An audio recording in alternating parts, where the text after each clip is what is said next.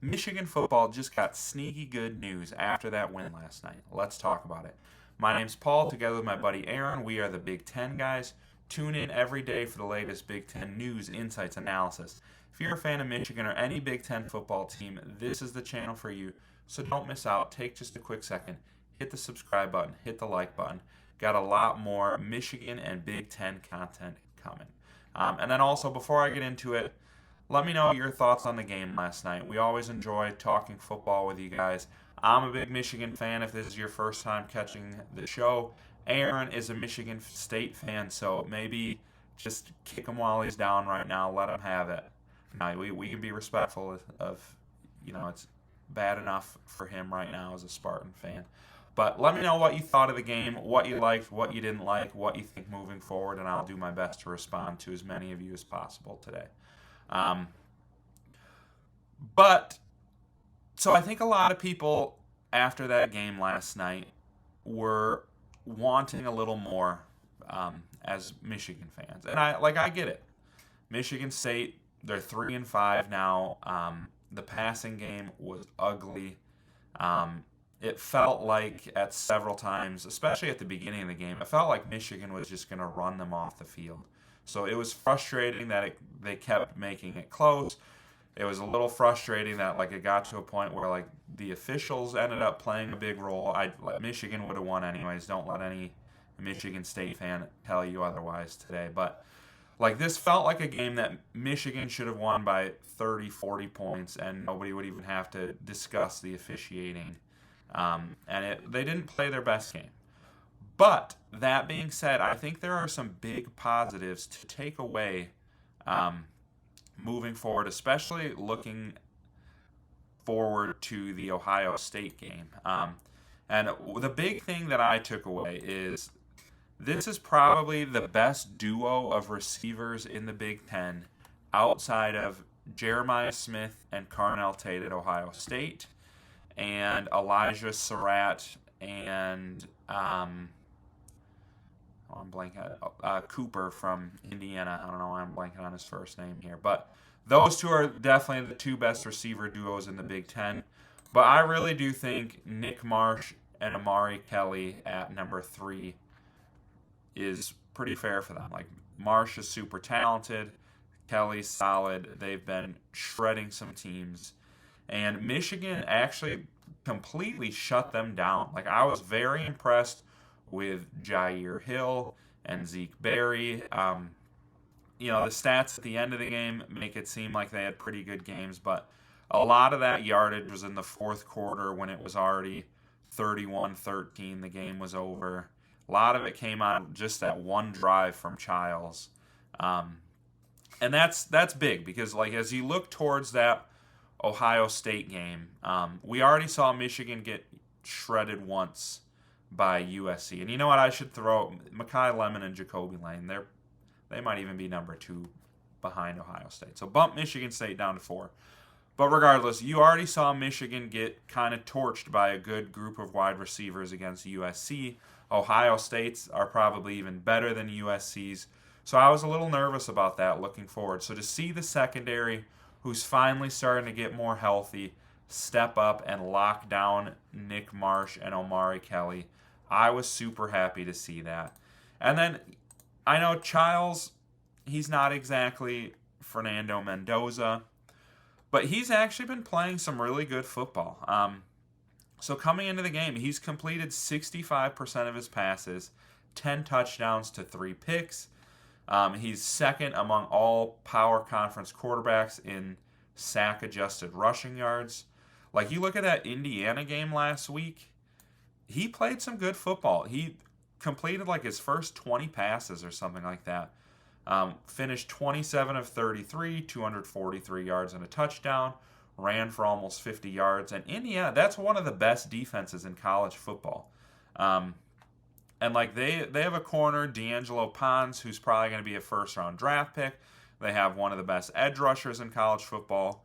And Aiden Childs moved the ball pretty effectively, especially in the first half against Indiana, and that was on the road, on their homecoming.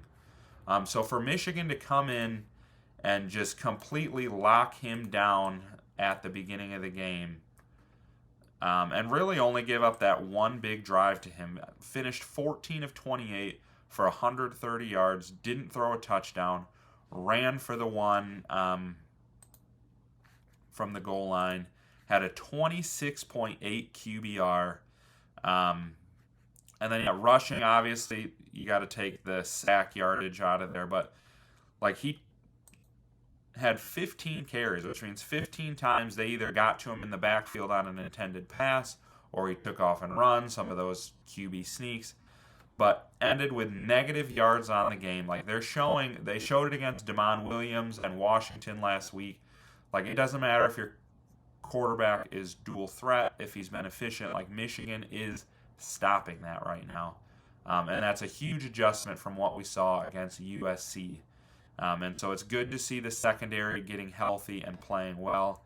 And then I also have to shout out, what a game from Jimmy Rolder. Just all over the field. And not only are his end of the game numbers super impressive with the sacks and the tackles for loss, the magnitude of the plays he made, it just seemed like every time there was a huge moment, Jimmy Rolder was right there. He had that 2-point conversion batted down. The 4th down QB sneak at the end of the game, he was the one. Michigan was all disaligned, but it didn't matter. He broke through and hit Childs behind the line.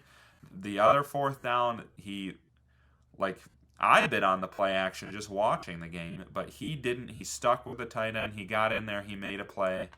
And that's big time. It's good to see leaders on this defense stepping up and making big time plays when it matters. Obviously, he's a different position, but it reminded me a lot of.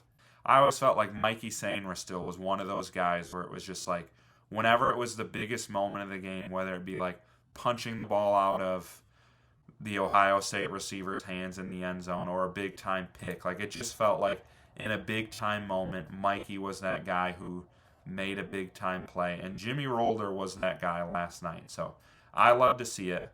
And then moving forward, we can't sleep on these Northwestern and Maryland games. On the road in both games. Honestly, I expect Northwestern to be a home game. I'm a Cubs fan, so I really wanted to get tickets to that game at Wrigley. I might still consider it. Tickets, I think, have gone down a little bit. But, I know Michigan is going to travel for that game. I wouldn't be surprised if it feels like a home game. But Northwestern they've impressed me this year. They're 5-3. They're playing every team tough. Really put a scare into Nebraska on the road yesterday. Maryland's a tough team as well. Can't sleep on either of these games on the road.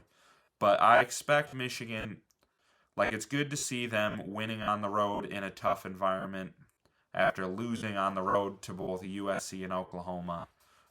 They did beat Nebraska earlier too, but I feel pretty confident that they're going to be 9-2 heading into the Ohio State game. By then, I'd imagine they're a top 15 team, and that's a chance for Michigan to make the playoffs. There is zero doubt in my mind that if Michigan runs the table, they're a playoff team. 10-2, win over the number 1 team in the country. Some good wins over Washington and Nebraska. They should be ranked if there wasn't ridiculous SEC bias, but unfortunately, they're just outside of the polls. But this is a playoff team if they win out. So everything's still in front of us. The big thing I want to see moving forward is let Bryce run some read option. The running game is so good. Such a big game last night. Been super impressed with Jordan Marshall lately, getting those tough yards and even busting some big ones. Obviously, Haynes is a star, but it just feels like so many of those plays, the defense has no respect for Bryce Underwood's rushing ability because it's been maybe one designed run a game. And maybe they're saving it for the Ohio State game. But outside of Marsh and Haynes, he's probably the most dynamic player on this Michigan team with the ball in his hands. So I'd love to see them do some designed runs for him. I think it would really open up the run game more and the pass game. I know people don't want to see him get hit, but he's massive. He's 6'4", 230, whatever he is. He can take the hits. Obviously, you don't want him taking big hits, but he's taking them in the pocket anyways. And he is fully capable of handling it. I want to see the very best Michigan team, and I think the best version of Michigan is going to be with him tucking and running a little more often on designed runs. But Michigan fans, let me know your thoughts, and then don't forget, just like and subscribe on your way out.